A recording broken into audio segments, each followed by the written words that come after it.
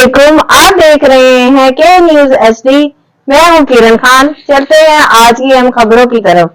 ताज़ा तरीन खबरों के लिए हमारे साथ रहिए। रुक करेंगे साहिवाल का। दरियाए रावी में जारी सैलाबी सूरत हाल के पेश नज़र जिले इंतजामिया और रेस्क्यू 1122 की जानिब से मुख्तलिफ मकामात पर बर्वक्त इमदादी कार्रवाइयाँ की गईं, जिनके दौरान मुतअद्दिद अफराद और जानवरों को महफूज मकामात पर मुंतकिल किया गया।